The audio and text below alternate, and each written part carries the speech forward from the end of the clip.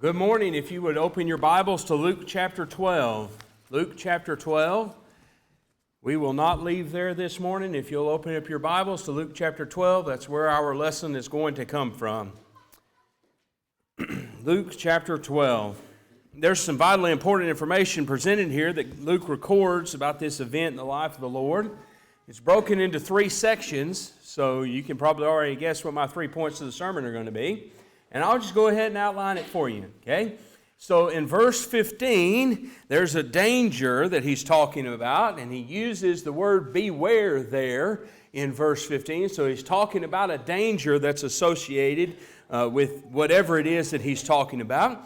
As Jesus teaches in this context, he needs the audience to know about this danger. In verse 22, he says his disciples said to him, he said to his disciples, for this reason. So for this reason, here's the defense against the danger of what he's going to be talking about. So because of the danger, here's what you need to do. So you need to be aware of it. It's a threat to you, what he's talking about, and he gives the reasons as to why you need to be aware of it. And in verse 40 says it, but verse 35 is where the section starts. He says, be dressed in readiness in verse 35.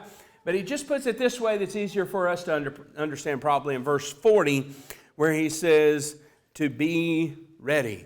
So he talks about this danger. He tells them how to defend against this danger, and he tells them the urgency as to what he is saying. So beware, for this reason, be ready. Let's look at what Jesus is talking about here in this text and what he alludes to. Verse 15 is our text that we're going to grab our lesson from. It says this in verse 15. He said to them, beware and be on your guard against every form of greed, for not even when one has abundance does his life consist of his possessions.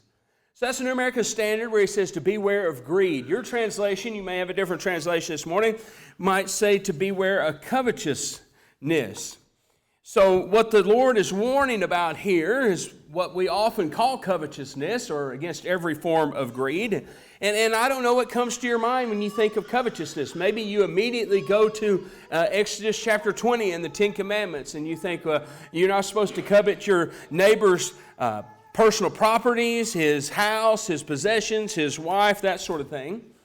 And that's a legitimate warning. I think that would be inclusive of what Jesus is talking about here in the text, that we should not seek to harm our neighbor in order to acquire the goods or the possessions that he has, either by extortion or robbery or oppression. And while that is legitimate, it is not, if I understand the text, what Jesus is talking about and warning about here in this chapter. He's not warning about what your neighbor has that would cause you to do something unethical or immoral in order to receive or to get what your neighbor has. And we'll see that in just a moment. And so this text that I'm reading from, the New American Standard, where he puts to beware of against every form of greed, I don't know if greed really focuses on it. Because you may be sitting here this morning and you may say, greed doesn't describe me. I'm not greedy. So I'll take a quick 30-minute or however long Coy's got to preach this morning nap, because this lesson's not going to be applicable to me. I'm not a greedy person, so it doesn't apply. And there may be some connotations about greed that maybe don't fit us. We may think, I'm not a greedy person. I don't hoard things for myself, and I don't seek to keep things away from other people, and so I'm not greedy in that way. And that may be true of you, but that, again, is not what Jesus is talking about here in this text. It may be that we would include that in it, but it's not the characteristic of the person that he's talking about. You see, the greed here in this text, or the covetousness in this text, may apply to the person that lives next door to you, and it may apply to the person who you work with, but it absolutely may apply to the person that's looking back in the mirror when you look in it every day. Let's get the setting of what Jesus is talking about here and get a better handle about what he's warning about. Let's back up to verse 1 and start this chapter. Here it says, under these circumstances, after so many thousands of people had gathered together that they were stepping on one another, he began saying to his disciples first of all. So Jesus is teaching his disciples. In verse 3 it says, accordingly, whatever you have said in the dark will be heard in the light, and what you have whispered in the inner rooms will be proclaimed from the housetops. I say to you, my friends, do not be afraid of those who kill the body, and after that have no more that they can do. He warns them down in verse 8. He says, I say to you, everyone who confesses me before men, the Son of Man, will confess him also before the angels of God. But he who denies me before men will be denied before the angels of God. So his warning here, we may think this is a personal warning then to us, but he's talking to his disciples. Now, you can take application from this. Matthew 10 teaches this lesson, so it would be absolutely applicable to us in the context of Matthew chapter 10. But here he's talking to his disciples, and in a personal way is telling them, here's your mission that is to come. You're going to go out, and your job's going to be to declare the word. And when they declared these things, and when they taught others the gospel message, it would not always be received so well.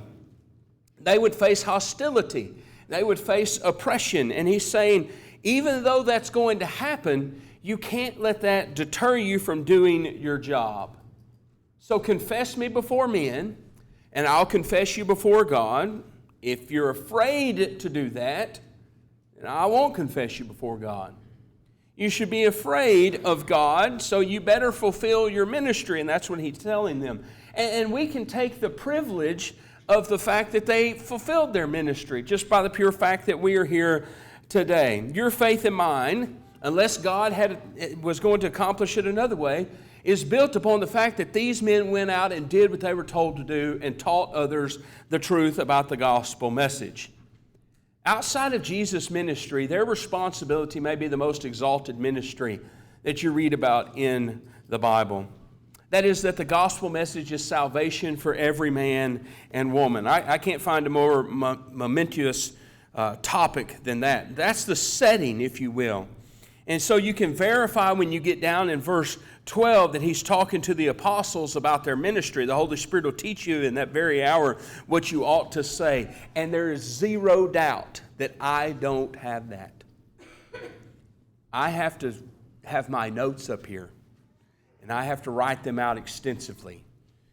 He's not talking about you and me. He's talking about the apostles and their work, that they were going to be inspired. Look at verse 13. So in this context of him giving that instruction, someone in the crowd said to him, verse 13, "Teacher, tell my brother to divide the family inheritance with me."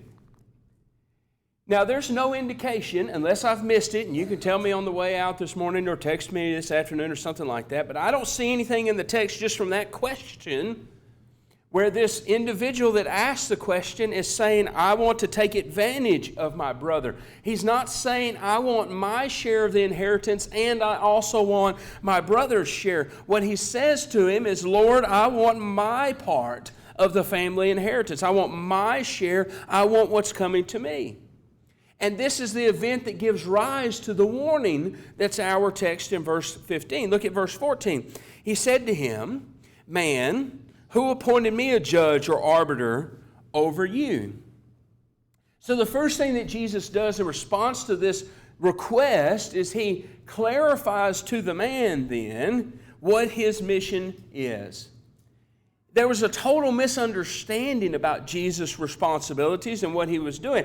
He says to them, I didn't come to settle your familial disputes. I didn't come to settle financial accounts. And I didn't come for physical property issues. That's not what I came from. The Jews would have been delighted to have the Messiah come and to worry about that, to worry about taxes and possessions and wealth and those sort of things. But Jesus says here, that is not why I came. He says in verse 15, beware. And be on your guard against every form of greed, for not even when one has an abundance does his life consist of his possessions. So the first thing I know when I get to this text, when he starts talking about this danger, when he gives this warning, his warning's not about covetousness in the sense that we might think.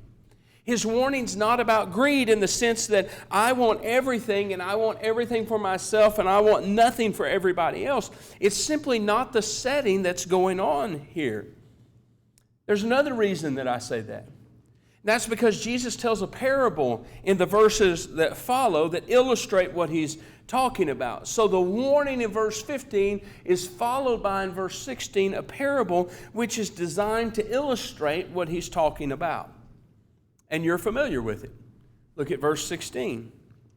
He told him a parable, saying, the land of a rich man was very productive. Now stop there. Is there anything wrong with a farmer having a good year? Now, some farmers may say, well, no, there's not, but why has it been so long since I had one? That may be the case for us. We just have the general ups and downs of a year of farming, but there's nothing wrong with a farmer or a businessman being successful. If he's a good farmer, there's nothing wrong with that. And there's nothing wrong with being rich. There are plenty of people that were righteous, good people in the Bible that God uses who were wealthy. That's not the issue at hand. And so in this parable, in the next verse, this land of a rich man was very productive. He began to reason to himself. So in other words, he starts thinking about this. And he says this, what shall I do since I have no place to store my crops? His response to this productive season is not, what do I have to do? I don't have anything to eat tomorrow. His reasoning behind this is not, how am I going to survive another day? This man's not in some dire straits. He's not in some dire need. His problem is, I have all this stuff. Now what do I do? Verse 18. Then he said, this is what I'll do. I'll tear down my barns and build larger ones, and there I will store all my grain and my goods. Is there anything wrong with that? That seems like good business sense to me. Instead of just letting all this produce and all the abundance of harvest waste away in the fields, I'll make a plan for it as to how I can take care of it. And I'll say to my soul in verse 19, soul, you have many goods laid up for many years to come. Take your ease, eat, drink, and be merry. Now I ask you, is there anything wrong with that? And if your answer is, yeah, there's where the problem is with this guy, then you better go cash out your savings accounts tomorrow and go do something with your IRA or your 401k. We worry about our future, don't we? And we concern ourselves with being sure that we can survive every day. I know we do. I know we save up for the future. All of us do that. And that's what this guy is saying. He's not saying, unless I misunderstand the text, that I want all of what I've produced and I want to take my neighbor's field as well. He's not extorting anyone to try to take their property. But yet this is the story that Jesus is telling on the heels of this warning in verse 15. He's saying to beware against every form of greed, to beware of covetousness. And so he says in verse 20, Jesus' teaching says, God said to him, you fool, this very night your soul is required of you. And now who will own what you prepared?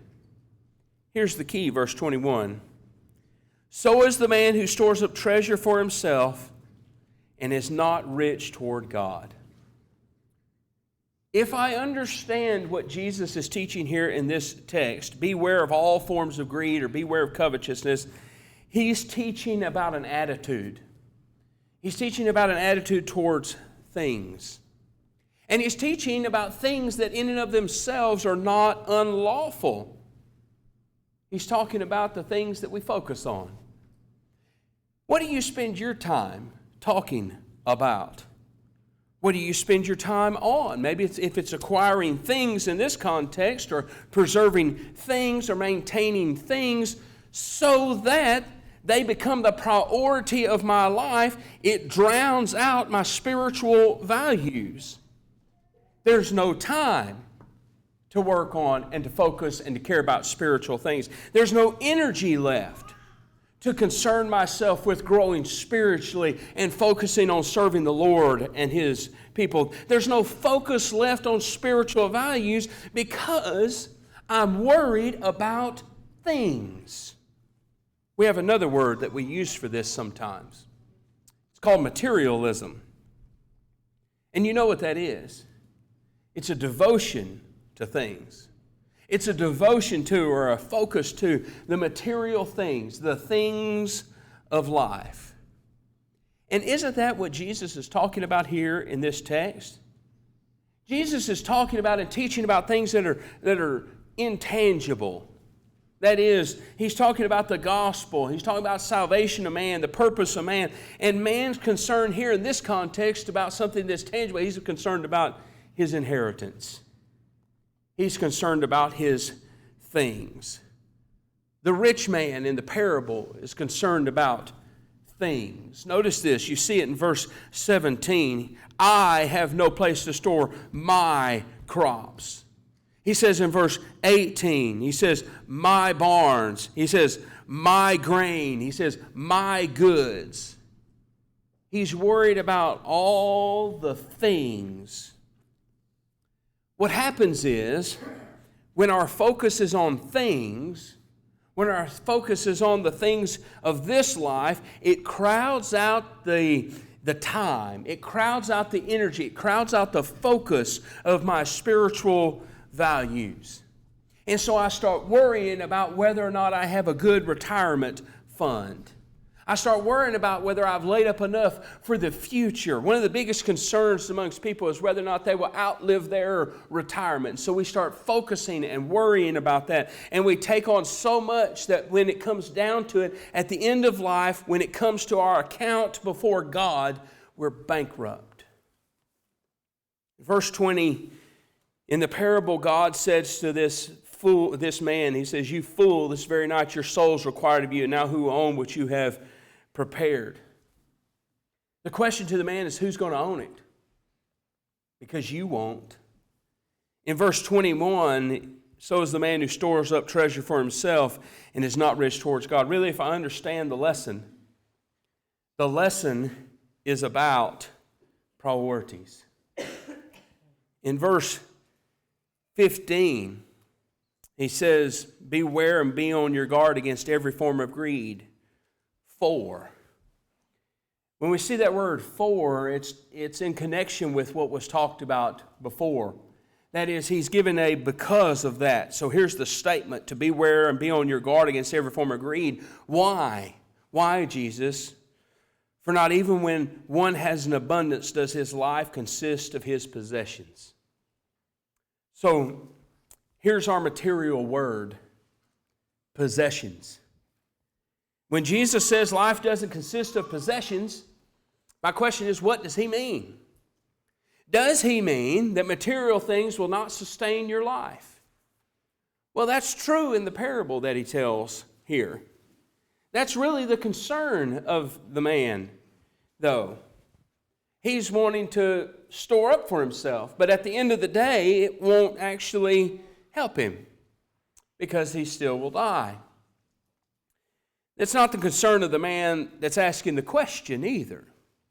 The concern of the man that asked the question is, make my brother, make my family inheritance be separated so that I can get my share. So it may not be that Jesus is talking about material things won't sustain your life when he says life doesn't consist of possessions. But instead what I think he means is that life doesn't consist of possessions. Possessions do not sum up life. You are not your bank account. You're not your cars. You're not your house. You're not your clothes. You're not the things that you eat. There's more to life than that.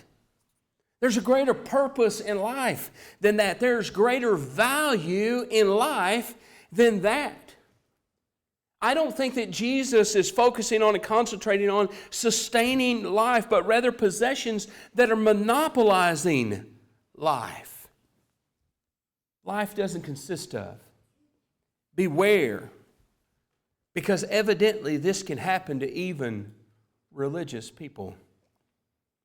There's no indication that the man asking this question is not a religious man. The Jews were some of the prime candidates to be guilty of this that Jesus is talking about. So good, honest, moral, spiritual, religious people, he says, I'm warning you about this view of life that is dangerous. Because when you die, you'll take nothing with you. Now what have you got? Nothing. Your life would have been wasted. Invested in investments that will give you no return. So he says in verse 22, for this reason. For this reason. So because of that fact, because of that danger, here's how you defend against that danger. For this reason I say to you, do not worry about your life as to what you will eat, nor for your body as to what you will put on. Eating is sustaining life, and that's true. And I'm not saying, or I'm not really thinking here that what Jesus is talking about here is eating and clothing as some subset of some bigger picture. I'm not sure that clothes are actually necessary to survive. I'm happy we're all wearing them, don't get me wrong. But I guess if we couldn't, we could still live. That's my point. But in verse 23, notice what he says. Life is more than food, and body more than clothing. In other words, it's not about the food and it's not about the clothing. Life is more than that. There's more to life than having food on the table and clothes on your back and a place to live and a chariot to drive. And there's more to life than focusing on your future financially. Because life's more than food, and the body's more than clothing. He says, consider the ravens, verse 24. They neither sow nor reap. They have no storeroom nor barn, and yet God feeds them. How much more valuable are you than the birds? You know, if you get down to it, and you break it down to the materialistic level, there's a big difference between you and birds. I thought about this a lot this week, and here's the conclusion I came to. You can tell me if I'm wrong. I think the birds have it better than us. They don't have to go deal with a bad boss at work. They don't have to work and labor throughout the day like we may have to. They don't have to punch a clock in and punch a clock out. And they gather their food, whatever they need. And he says, and which of you, verse 25, by worrying can add a single hour to his life's span? I'll get it out. Now you may be reading a translation that translates different, verse 25. And I'm not saying that either one of them is wrong. I think they're both good translations. But your translation may say instead, as a literal translation, which of you can add a single cubit to his stature? And that's legitimate. It's a legitimate translation. But in the context, a cubit, as we know, is about 18 inches. And I don't think that what the people are saying and what Jesus is guarding against here is that you want to add another 18 inches of height. I don't think what Jesus is talking about here is about a measurement like height. Sometimes a cubit can be a measure of height, and sometimes it can be used as a measurement of age. Let's take it for the way that this version's chosen to translate it, though, the American Standard. And that is, none of you by worrying can add a single hour to his lifespan. Now, according to my Aggie math, so take it as you will, if you are 30, at the age of 30, you will have lived 262,080 hours.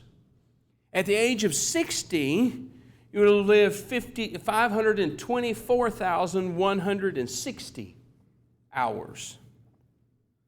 Some in the audience are beyond that. I stopped calculating at 60. So look at what Jesus is saying. He's saying you worry, you fret, you labor about these things, and you can't make that number change from 524,161. That won't do it. You can't add an hour to it the way it's translated. So why do you worry? Why do you focus your life on that? Some translate and add here the idea of the rest, and they'll add that word, the rest in the class. That is, in other words, the rest of your life. And man has many goods laid up for many years. And this man in this parable couldn't make it give him another year. The man in the parable with all these goods and the bigger barns couldn't make that get him another day. Couldn't get him another couple of hours out of it. He had all those goods, but they couldn't take care of tonight to get him to the next day. And if you can't add 1 hour to 1,000,000 hours, just one, why are you worried about these other matters of life? Why do you focus on these others of life? Look at verse 27. Consider the lilies, how they grow. They neither toil nor spin, but I tell you, even Solomon in all his glory clothed himself like one of these. Not even Solomon in all his glory clothed himself like one of these. Verse 28. If God so clothes the grass of the field, which is alive today and tomorrow is thrown into the furnace, how much more will He you men of little faith? Now, I don't think he's talking about clothing here. You'll notice the will He clothed is in italics, meaning it's been added by the translator. I don't think that the question and the answer here would dictate that Jesus is saying, God's going to put pretty clothes on you. I don't think that's it. But the lesson that Jesus is teaching here is that life is more important than things. That what life is about is something that transcends your bank account. That what life is truly about is something that transcends your car or your house or your clothes. The things that we spend our time on. Do you really believe that? That really is the issue at hand that Jesus is talking about. He says at the end of the verse, you men of little faith. Look at verse 29. He says, and do not. And then in verse 31, he says, but seek. This is a not but idiom that the Hebrews often use. And we know what that means. That is, he's talking about something that in and of itself may not be prohibited behind the not, and then he's emphasizing something behind the but. So the emphasis is given at the but. So, as we read through this text, we keep that in mind. Look at verse 29. It says, do not seek what you will eat and what you will drink, and do not keep worrying. Now, what he's not saying is you neglect being sure that you have food on the table and you provide for your family. He's not saying that. He's saying there's something more important. He says in verse 30, all these things the nations of the world eagerly seek, but your Father knows that you need these things. But seek His kingdom, and these things will be added to you. You know, people work for and focus on, and life gets centered around things. Life gets centered around jobs. Life gets centered around money and possessions and our retirement and our houses and our cars. That's what sometimes, if we're honest, that's what people sometimes really just work for. That's what they think about. It's what they focus on. It's what they talk about. But he says in verse 30, your Father knows that you need these things. In contrast to these things, the Lord knows what we need. So seek His kingdom, His rule, His dominion in your heart. Why would I talk about that and work for that and sacrifice for that? Well, the only reason that I would do those things is if I believed that there was something more important. There was something of more value that it would bring to me. So seek His kingdom, and these things be added to you. Verse 32, do not be afraid, little flock, for your Father has chosen gladly to give you the kingdom. So if you don't have a chariot, if you don't have nice clothes, your retirement's not fully funded or whatever it might be, there's the little faith. It would bother us. We would just get upset, concerned. If tomorrow somebody accessed our bank account and took it all, we didn't have one anymore. If tomorrow you had no provisions, if somebody stole your house, and stole your car, and all you had was a shirt on your back and everything else was lost, that would really bother us, wouldn't it? Boy, we'd be concerned. Would it bother us if we didn't have the kingdom? Would it concern us if we knew we were not right with God? Look at verse 33. He says, sell your possessions, give to charity. Make yourselves money belts which do not wear out, an unfailing treasure in heaven where no thief comes near nor moth destroys. What do we read about this man in this parable? Back up in verse 21. Notice he says, so is the man who stores up treasure for himself and is not rich towards God. He says, let me tell you, there's something more treasured. There's something more valuable, heavenly treasures. And so he says, sell your possessions, give to charity. Make yourselves money belts which don't wear out. These unfailing treasures. Why? Verse 34, for. Remember he said for this reason. Because this is so dangerous that we need to recognize, we need to understand that there's more to life than things. He says, for where your treasure is, there your heart will be also. What do you spend your time on? Whatever it is, it's what you're willing to sacrifice for. It's what you value. It's what you value that you talk about. So what kind of things do you talk about? He didn't say where your heart is, there's your treasure. He said where your treasure is, there your heart is. It's about our priorities. And we could probably this morning, at this point in the sermon, just say a hearty amen to what Jesus has said. And you know what? I agree with you, preacher, and I agree with what Jesus has said in the text, but I've just got a few more years. And then I'm really going to change my focus. I've just got to finish paying that off, and then I'll really focus. Just take me a couple years, and we start bargaining with God, and we'll start saying, Lord, if you just give me a couple more years to fully fund my retirement, pay off the house, then I'll really serve you. You don't know if you got those. You don't know or have any guarantee. The man in the parable didn't have a few more years. It was tonight. He says in verse 35, be dressed in readiness and keep your lamps lit. So he begins to draw it in like this. If you were going to take a journey and you knew that your journey was coming up, we would all prepare for it. We would get our clothes ready. We'd pack our things. We would get everything to the ready. He says in verse 36, be like men who are waiting for their masters when he returns from the wedding feast, so that they may immediately open the door to him who comes and knocks. Blessed are those slaves whom the master will find on the alert when he comes. They're on the alert. They're ready when he comes. Verse 40, you too be ready. For the Son of Man is coming at an hour that you do not expect. Do you think that rich man in that parable would have thought that he was going to be dead tomorrow?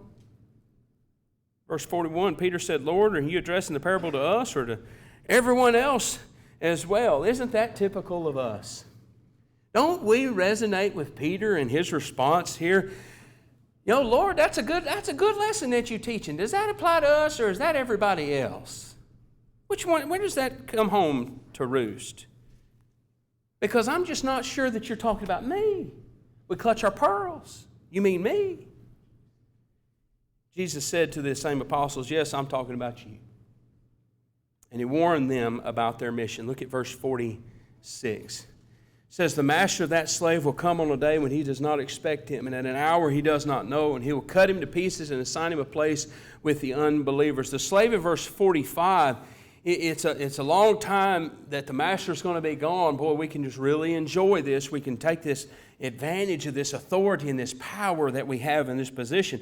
But he says in verse 46, when the master comes back, though, verse 47 says, the slave who knew his master's will and did not get ready or act in accord with his will receive many lashes. I don't know how long I'm going to live. Fact of the matter is, you don't know how long you're going to live. Accidents happen. You don't have to drive far down the road and you'll see some memorial on the side of the road where someone who was just going to visit grandma had an accident and died. They weren't planning on that. I don't know about disease. I don't know about if a heart attack's going to get me tomorrow. I don't know. I don't know if the Lord's going to come today or tomorrow. I don't know about these things. But what I do know is what Jesus is teaching here, that there is a fact of the reality of judgment. And so the urgency to his teaching was this. He said, I'm going to tell you what you do. Be ready. Not a few years from now, not tomorrow, today. Be ready today.